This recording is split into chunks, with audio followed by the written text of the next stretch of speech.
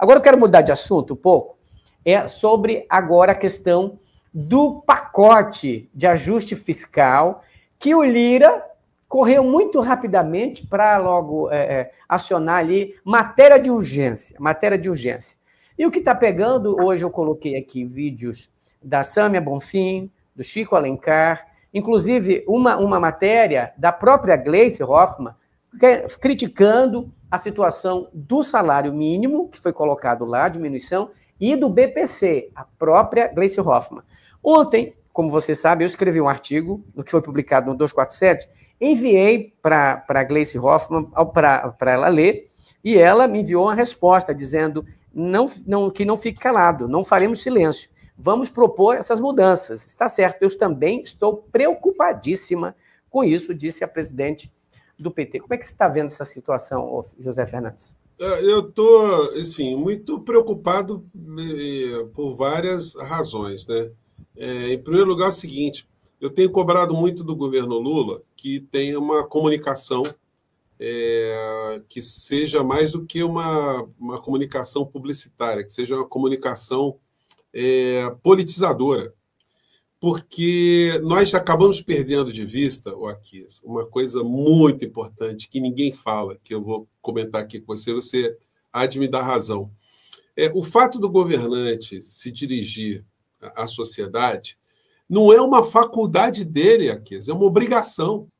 É uma obrigação, sobretudo um presidente que foi eleito pelas forças progressistas, de vir a público, prestar contas, de ter uma ferramenta permanente de prestação de contas, não só para falar para a sociedade, mas para escutar também, escutar as demandas, escutar preocupações.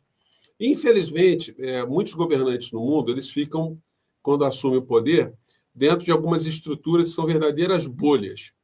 E muitas vezes eles não querem escutar ninguém, e muitas vezes as pessoas que estão no seu entorno não têm habilidade para falar ou não querem falar. O cara, às vezes, tem um projeto pessoal, o cara quer ser governador, quer ser senador, o cara está empregando gente na família, está empregando amigo, está empregando um monte de gente, está ajudando gente para um lado, ajudando gente para o outro, está exercitando a vaidade, está cheio de privilégio, viaja de avião para cima, para baixo, tem carro preto. Então, tem gente que acaba se acostumando com esse tipo de ambiente e de realidade, e ficar, não vou incomodar o governante, não, porque senão o cara vai me demitir, o cara não vai querer que eu fique mais perto e tal. E são pessoas que abdicaram de um projeto maior, uma utopia, de um mundo melhor, de um Brasil melhor. Elas dizem que querem um mundo melhor, mas não estão dispostas a se conflitar com o governante. Muitas vezes a gente pensa que o Lula está sabendo de tudo, mas isso não é verdade. Muitas vezes pessoas dizem que falaram alguma coisa para o Lula e não falaram, ou falaram de um modo diferente. Eu tenho enchido o saco do Pimenta, ele deve estar meio chateado comigo, porque desde o primeiro dia eu tenho cobrado que o presidente Lula deveria fazer lives. Antes eu cobrava que ele deveria fazer lives uma vez por semana. Depois, quando começou a haver uma série de frentes que pautam o governo, pautam a grande mídia pauta, né? E a extrema-direita. E nós aqui, que somos progressistas, que ajudamos a eleger esse governo, a gente fica na postura reativa, tentando explicar para as pessoas o que é que está acontecendo, ou por que as coisas não estão acontecendo. Aí eu perdi a paciência, falei, olha, agora é o seguinte, agora tem tanto buraco, tem tanta coisa para trás, que o presidente Lula vir uma vez por semana já não resolve. Ele tem que vir todo dia. E para ele, é muito melhor para a saúde dele, ele sem precisar se deslocar, ter uma estrutura lá no Palácio do Planalto. De manhã cedo acorda, vai tomar o cafezinho, abre lá a mesa com o cafezinho e tal, e vai conversar com as pessoas, vai conversar com a imprensa, vai explicar o que está acontecendo, vai explicar quais são as dificuldades no plano da economia, explicar as dificuldades em relação ao parlamento, em relação à Câmara, ao Senado, quais são os grupos de deputados que estão criando problemas, por que eles não compreenderam determinada coisa, por que está sendo necessário fazer um ajuste para um lado, ajuste para o outro. Isso vai fazendo com que as pessoas compreendam o que está acontecendo e, ao mesmo tempo, hipotequem apoio ao governante para ele poder enfrentar as pressões. Porque o Lula, sem se comunicar hoje, qual é a contrapressão que ele faz contra o mercado, por exemplo? Mercado, os grandes veículos de comunicação e tal. Ele não consegue fazer, fica refém. Fica eu aqui tentando explicar o que está acontecendo no BPC, você tentando explicar também, e tentando explicar algo que não foi bem explicado, e algo que não foi bem concebido, e algo que não foi falado e não foi conversado, e mais do que isso, é algo que se contrapõe ao que foi dito no período da campanha. Tem algumas coisas no meio dessa história que é o seguinte, aí o governo Lula faz a campanha, e o Lula fez a campanha dizendo o seguinte: no meu governo, nós vamos corrigir o salário mínimo pela inflação e depois vamos reajustar pelo crescimento do PIB. Foi o que ele falou, é o que todo mundo estava prestando atenção.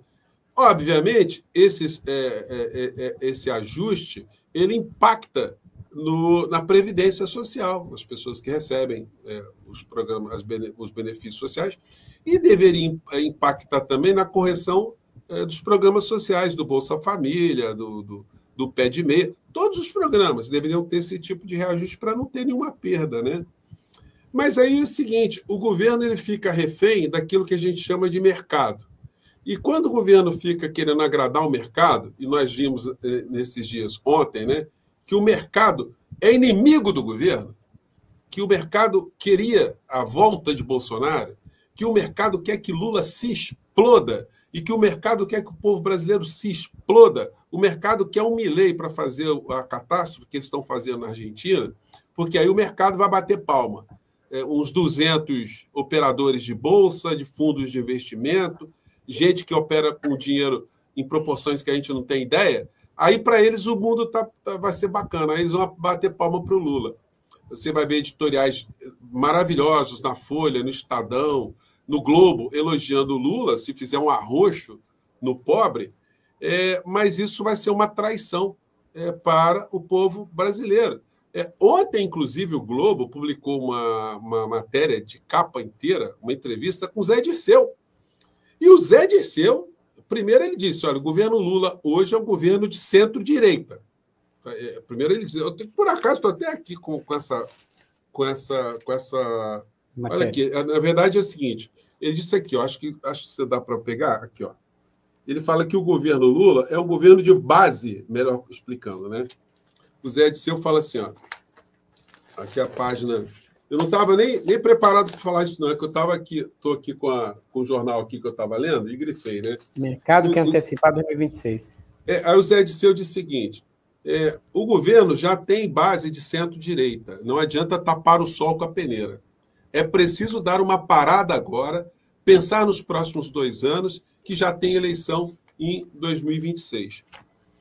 Então, o Zé Dirceu, ele está dizendo que o governo Lula está com esse perfil no plano econômico, embora tenha o olhar voltado para o social, e temos essa amarração com a centro-direita. Você só muda esse tipo de posição se você vier para o confronto. Quando eu digo confronto, não é para sair brigando, não é para sair atacando, não é sair xingando. Não, é para explicar às pessoas. Assim, Brasil, olha, estou querendo fazer esse governo assim, assim, assim, assado, mas temos esses grupos que são ligados a tais bancos, Banco A, Banco B, Banco C, da família tal, da família bababá, que estão fazendo pressão no Congresso por explicar o jogo. Isso ajuda a politizar a sociedade. Foi isso que fez o ex-presidente do México, o López Obrador, e que fez com que ele tivesse a popularidade. Ele terminou o mandato dele com 80% de aprovação e elegeu a sucessora dele com mais de 60% dos votos válidos e elegeu 2/3 da Câmara e 2/3 do Senado. Eles estão fazendo lá uma reforma constitucional no México importantíssima, pelo lado progressista, pelo humanismo. Olha o lema do governo do López Obrador, se eu não me falha a memória, é muito bacana, é muito sintético e muito pontiagudo. Eles dizem o seguinte, o lema é: para o bem de todos, os pobres primeiro. Para o bem de todos, primeiro os pobres. Primeiro. Entendeu? Então, essa é a filosofia. Então, O Lula pode pensar assim? Evidentemente, ele deve estar pensando. Para o bem de todos, vamos tentar ajudar todo mundo, mas os pobres têm que vir primeiro. Só que aí, quando chega o governo para agradar todos do mercado, apresenta um ajuste fiscal que indiscutivelmente está atingindo os pobres. E aí o seguinte, é lógico, é racional, é legítimo que se diga o seguinte, olha, mas no BPC tem gente que está ganhando esse benefício ilicitamente. Bom, qualquer pessoa que ganha ilicitamente não deve ganhar. Mas com tantas prioridades no Brasil, tantas áreas que você pode focalizar para tentar tirar algum tipo de recurso ou diminuir os problemas fiscais, você ir fazer um pente fino nas camadas que são as mais espizinhadas, porque, olha só, o negócio é tão complicado aqui, que o cara que está recebendo o benefício, legitimamente, o cara que tem um filho com alguma deficiência, tem um idoso na casa, tem uma mãe, tem uma esposa precisando de tratamentos mais crônicos, essa pessoa está com medo hoje. Ela fica com medo, você tira a tranquilidade dessa pessoa, porque ela começa assim, pô, eles vão fazer um pente fino, será que eu vou me dar mal nisso? Quando fala assim, agora vamos fazer uma radiografia, vamos fazer um registro biométrico. Pô, o cara está lá no interior do Amazonas, o cara está no interior de Minas, está no Vale do Jequitinhonha, o cara tem dificuldade de locomoção.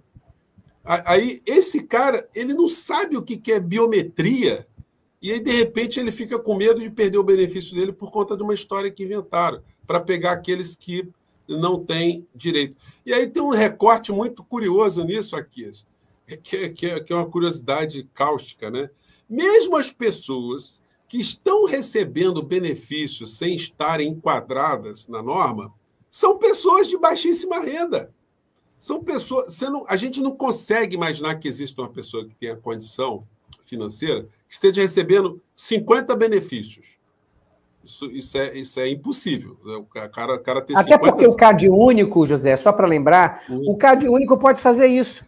Se é, por exemplo, para combater fraude, basta que a inteligência artificial funcione, o CAD único funcione e você tira o fraudador. Mas não é essa a questão, é uma justificativa de dizer que tem fraude para vir um arroxo, porque a nova regra dificulta em muito, tanto aqueles que querem quanto aqueles que têm. Aqui, isso é um desastre social e é um desastre político.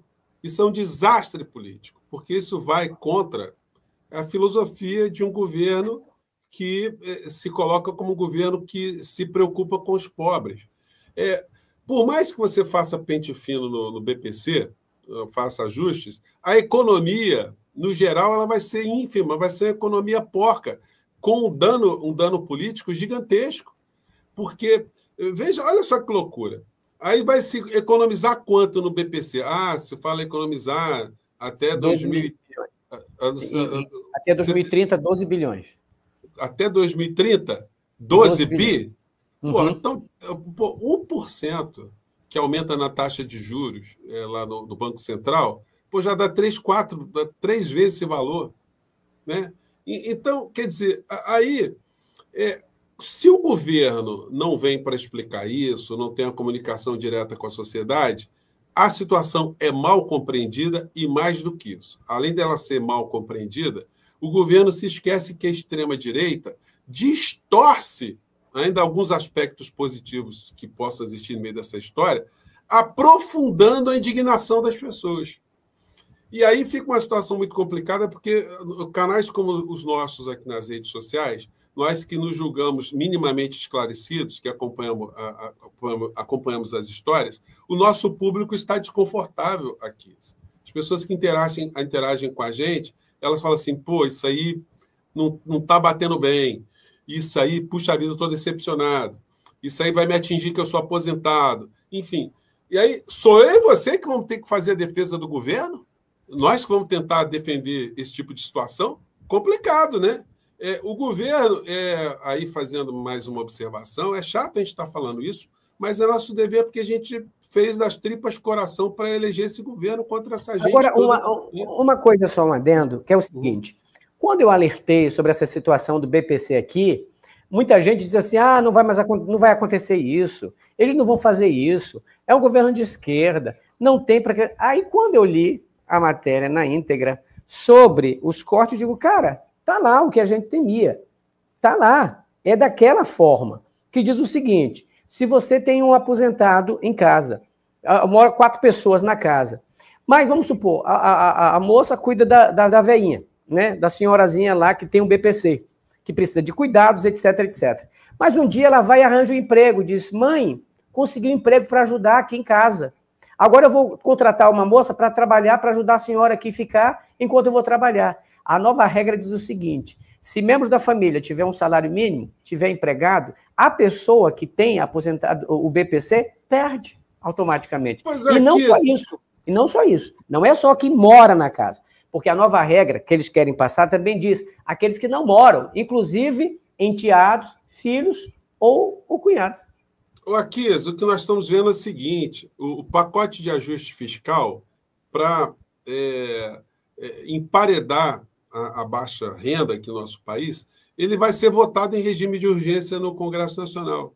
E os benefícios não estão garantidos. Por exemplo, a isenção de imposto de renda para R$5.000. E agora a gente está vendo, a gente estava conversando um pouquinho antes de entrar no ar, o meio jurídico, defensores públicos, magistrados, promotores, procuradores da República, estão as associações todas no Congresso Nacional, para que fazendo lobby para que os deputados não votem nenhuma restrição para que o super salário seja ultrapassado. Então, no final da história, esse pacote todo acaba atingindo apenas as pessoas que estão na base. É isso que eu ia ler agora. Agora, só para finalizar. Se me permite, só para eu ler o que você está falando. Uhum. Olha só, eu já ia falar desse assunto, mas ele já introduziu. Juízes, promotores e defensores iniciam ofensiva no Congresso contra a PEC que limita supersalários. Então, os ricos estão ali se juntando, se unindo, para que a PEC que atinge eles não vá adiante. E o pobre tem quem? Vai se unir com quem? Vai ter quem para defender? É essa a situação. Agora, o mais absurdo aqui é que eu e você, que temos um nível de esclarecimento dos assuntos políticos, nós acompanhamos todos os dias, nós estarmos com dúvidas em relação a uma coisa que devia estar sendo explicada desde lá de trás. Olha só, se tem problema nos benefícios aqui no Brasil, e no governo Bolsonaro se utilizou benefício como moeda de troca, como compra de voto, isso foi feito em larga escala. Pô, peraí, quando o Lula ganhou as eleições, teve a comissão de transição que ficou 60 dias. Isso era para ter sido monitorado lá atrás, ter sido feito um planejamento. Quando tomou posse, pumba, vinha para cima das distorções, não precisava ter desgaste nenhum, e denunciava os eventuais desgastes. Mas, como isso não foi feito, a impressão que eu tenho é que o governo Lula não tem reunião. Eles têm aquelas reuniões de vez em quando, o Lula reúne todo mundo ali e troca algumas ideias, enfim, cada um por si, Deus por todos. Você lembra? Aí, a gente fica com muito medo do que pode acontecer dentro dessa configuração. Você lembra que, desculpa, em novembro, o presidente Lula falou e disse o seguinte: eu conheço o mercado e a sanha deles por cortes em cima do pobre. Ele disse, não é possível que a gente, toda vez que quer fazer ajuste, tenha que colocar no ombro do mais necessitado. Né? Tantos outros lugares para fazer corte, você escolhe aquela sensibilidade. Isso foi em novembro, salvo engano, dia 4 de novembro que ele falou isso. Aí, de lá para cá, fizeram reunião para lá, reunião para cá, aí das duas, uma. Ou convenceram Lula de que aquilo era necessário, ou não falaram tudo para o Lula ou enganaram. Porque aquilo que foi para lá era parecido com a mesma proposta que o Bolsonaro queria. Até eu, por exemplo, critiquei lá na época, alertei sobre o que o Bolsonaro estava querendo, mexer no abono salarial, na questão do valor real do salário mínimo e também no BPC. Mas aí foi e agora acontece. No governo Lula, através da Simone Tebet e o Haddad. O Lula foi enganado? Aqui, esse aqui vai um negócio só. Enfim, esse espaço que nós temos é espaço para a gente conversar mesmo, né?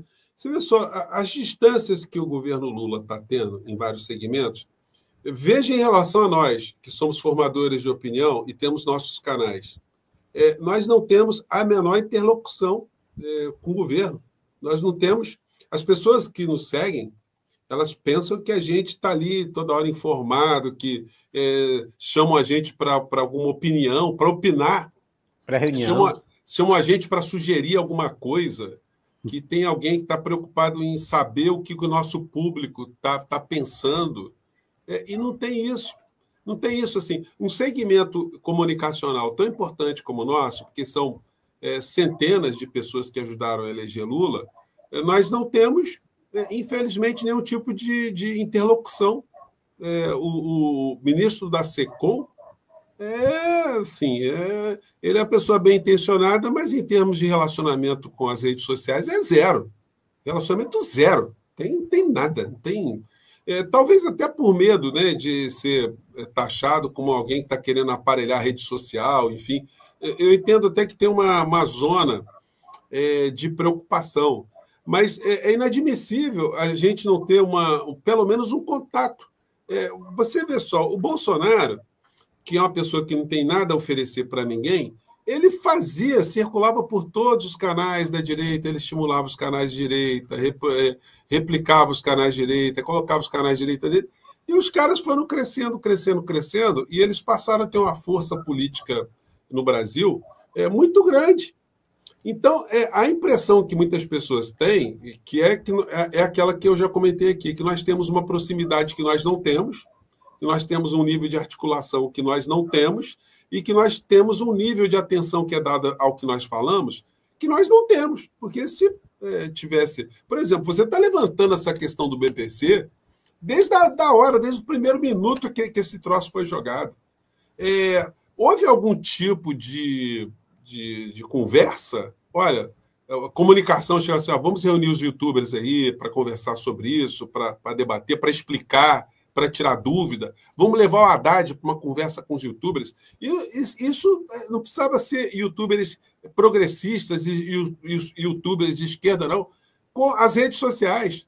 Fazer um papo aqui com as redes sociais, independente da corrente que o cara seja, fazer um negócio democrático, transparente. Vamos debater essa história aí. Mas aí não tem. A filosofia do governo ainda é de pagar verbas para a grande mídia, investir um orçamento pesado na grande mídia, quando não precisava estar gastando esse dinheiro se tivesse utilizando os canais aqui da internet conosco para conversar, para serem entrevistados, para prestar contas, e volta a frisar. O prestar contas, o conversar com a sociedade, não é uma faculdade do governante. A não ser que o governante seja de direita mesmo, que ele seja um ditador. O ditador não precisa dar satisfação a ninguém. Mas alguém que foi eleito pelo povo brasileiro, alguém que foi eleito com o esforço de canais como os nossos, aí não é faculdade, não. Dentro de uma visão civilizada, dentro de uma visão progressista, é obrigação. E nesse particular, há essa deformação no entendimento do governo, de achar que nós aqui, de um certo modo, nós estamos recebendo algum tipo de favor. Nós não estamos recebendo favor nenhum. Esse governo passa, a gente vai continuar aqui. O nosso papel aqui é de ajudar o nosso país a ser um país melhor, de ajudar a vida das pessoas a serem vidas melhores, de termos um país em paz, um país com dignidade, um país que progrida. Porque e não te parece também, desculpa, José, que isso aí pode ser uma armadilha política para o Lula, porque eu vejo, por exemplo, agora União Brasil, que é o partido, você sabe, né, que era antigos PFL e Companhia Limitada, diz o seguinte, olha, nós não queremos que o Lula corte o BPC. União Brasil disse isso, que vai sair, porque não ou seja, estão pegando para si a defesa dos pobres. Aí tem mais. Os outros também utilizando isso. Isso é uma armadilha 2026. A gente vai defender o quê? Está complicada essa situação.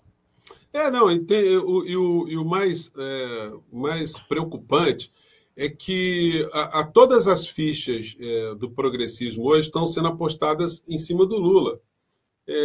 O Lula, se ele tiver uma síncope e tiver um problema, ficar doente, ficar impossibilitado aí, ficar fora de combate um tempo, para não dizer ter uma situação pior, acabou o Brasil, né? Acabou o Brasil, porque não tem nenhuma outra liderança, não tem nenhuma pessoa. que esteja ancorada em cima de um projeto de utopia, né? Porque é o seguinte, se você tem um projeto claro do nosso país, um projeto de nação, um projeto que está bem desenhado, um mote, né? Um mote de governo, esse governo tem essa preocupação com tal coisa.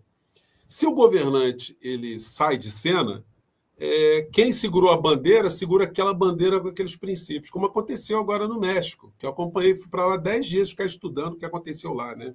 Entrevistei um monte de gente. O que aconteceu? O López Obrador ele saiu, praticamente ele morreu, porque ele saiu do governo do México e falou assim, olha só, vou para meu sítiozinho lá no interior, olha, não me chame para reunião nenhuma, eu não vou para reunião nenhuma, eu não vou dar mais entrevista, eu vou ficar escrevendo meu livro, não me encham o saco, não me liguem para porcaria nenhuma. O que acontece? Aí ele fez a sucessora dele, e a sucessora dele faz o quê? Defende o slogan de campanha, o slogan do seu antecessor. Então, ela consegue incorporar uma linha filosófica, uma linha governamental que foi plantada pelo governante anterior. No Brasil, hoje, nós não estamos vendo isso. O que nós estamos vendo é o seguinte, o Lula fazendo muitas articulações importantes no plano internacional, visitando, recolocando o Brasil numa série de rotas comerciais, de interesses e tal, muito importantes. Mas aqui dentro está havendo uma parcela da sociedade que está ficando desalentada e desencantada. Isso está se refletindo nas pesquisas de opinião. Porque numa eleição tão apertada como foi entre Lula e Bolsonaro, o Lula, quando ganhou as eleições, o tempo todo ele sabia que tinha um universo muito grande da sociedade que não votou nele. Uma sociedade que, sabendo quem era Bolsonaro, votou em Bolsonaro contra o Lula, uma grande parcela. E para conquistar essa parcela da sociedade, não adianta querer defender ou adotar plataformas de direita. Porque se adotar plataformas de direita, quando chega na próxima eleição, o eleitor de direita, ele vota no de direita raiz, e não no de direita que está... como aconteceu agora com Boulos. Mais ou menos, né? Não, o que aconteceu com Boulos agora foi uma coisa meio parecida. O Boulos quis fazer se apresentar na eleição de São Paulo com um perfil que adotava bandeiras do Pablo Marçal e tal, dourou algumas pílulas e tal. Moral da história, não deu certo. A gente teve 2/3 dos eleitores de São Paulo que votaram lá. 1/3 votou no Marçal, outro terço votou no Nunes e 1/3 votou no Boulos. Para a gente encurtar o assunto, que a gente já está chegando no final. Agarramos aqui na prosa e foi embora. É o seguinte, José, tem gente dizendo o seguinte, mas o Lula está sozinho lutando contra o mercado. O governo não tem maioria no Congresso, por isso que ele está fazendo isso, por isso que vai acontecer esse corte. O que você acha dessa coisa melindrosa de dizer coitado do governo, coitadinho do governo, ele não pode fazer isso? Você vê essa situação dessa defesa que as pessoas fazem? Eu acho que está completamente errado aqui, essa filosofia. Porque o Lula que a gente elegeu foi um Lula que se apresentou como alguém que iria ajudar o nosso país a avançar, no plano social, sobretudo.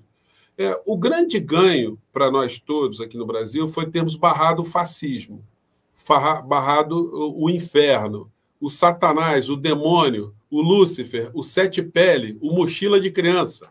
Isso nós conseguimos dar uma segurada. Agora, isso não significou que nós somos direto para o céu.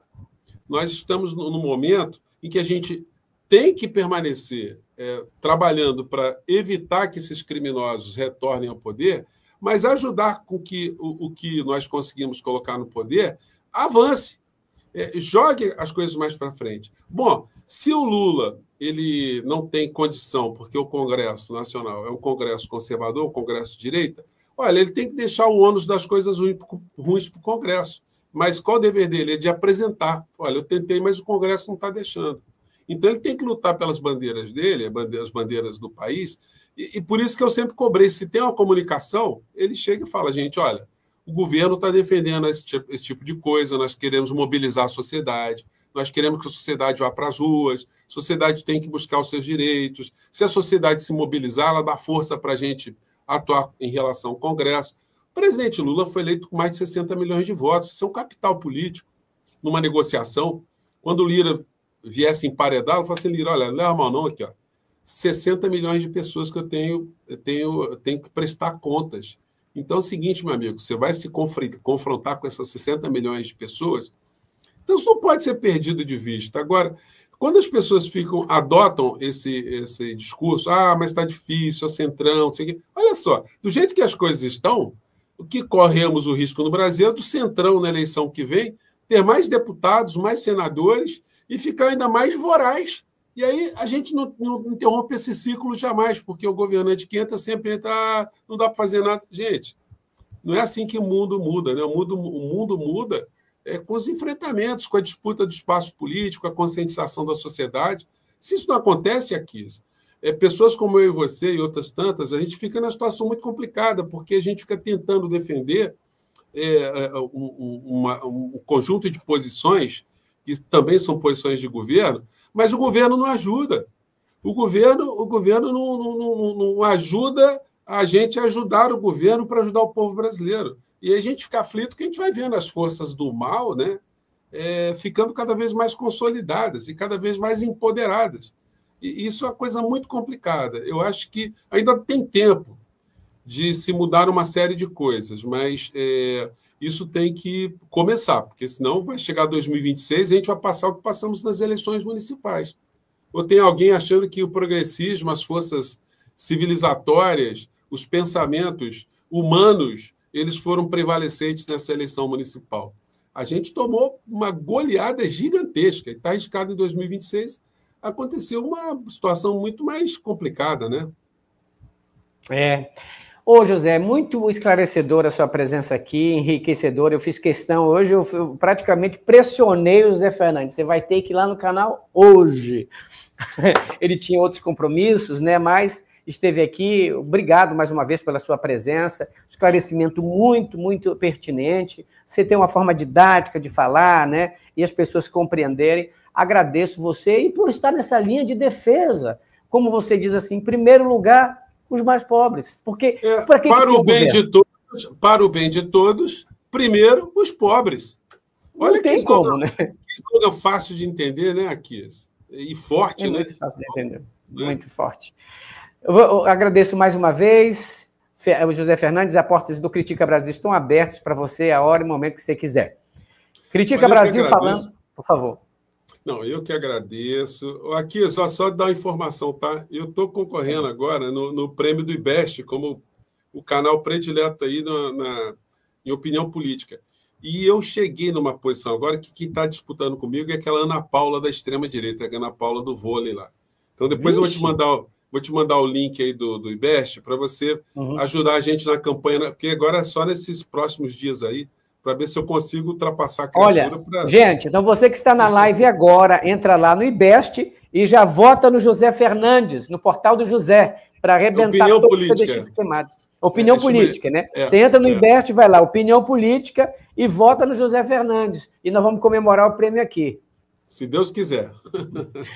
Obrigadão, muito obrigado. Tá, tchau. Muito obrigado mais uma vez. Gente, eu quero agradecer e agradecer também a Agna Serafim, que diz maravilhosa dupla aqui, e professor José, também o Antônio Vasque, Paulo N. Batista, Era, Galipto, Jane Nascimento, mandou um super stick, Martina Rocha, coitadinho dos pobres, ela diz aqui. E olha, muito obrigado àqueles que estão mandando o Pix também, pelo 61983046113, por causa do horário não vou ler, mas amanhã eu leio. Muito obrigado, José. Hasta la vista, baby. Tchau, pessoal. Fiquem com Deus.